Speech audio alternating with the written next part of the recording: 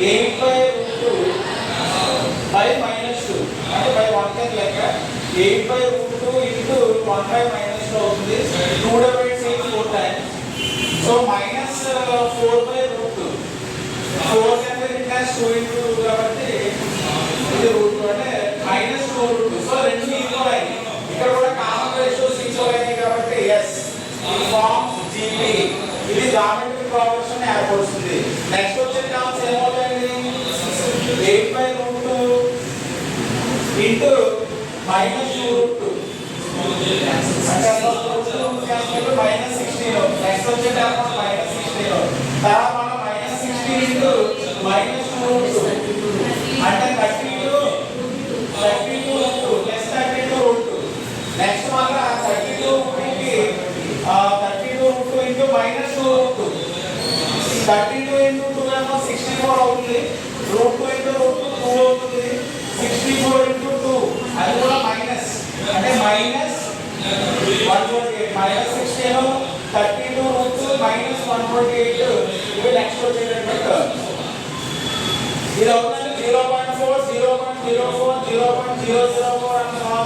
ఇది అవుతుందంటే common ratios equal కాదు కాబట్టి ఇది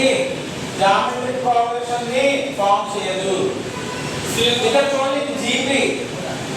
3/2 3/4 3/8 and so on what is the common ratio and what is the nth term ఇవ్వబడినటువంటి 3, 3/2, 3/4, 3/8 అనేటువంటి గ్రోస్ రేట్ లో r వాల్యూ ఎంత n వాల్యూ ఎంత ఇక్కడ మనకి first term 3 common ratio is equal to a2/a1 కాబట్టి 3/2/3 3/2 into 1/3 కి లెక్కది సో 1/2 కామన్ రేషియో ఎంతండి 1/2 ఏం ఫైండ్ అవుట్ చేద్దాం so what is the formula for SLR of GP 8 r power n minus 1 కాబట్టి a అంటేనేమో 3 r power n minus 1 r అంటే 1/2 whole to the power of n minus 1 so 3 into 1/2 power n minus 1 లేదా 3/2 power n minus 1 అక్కడ ఏదైనా value ఇస్తే ఆ value substitute చేస్తాం next in GP 2, -6,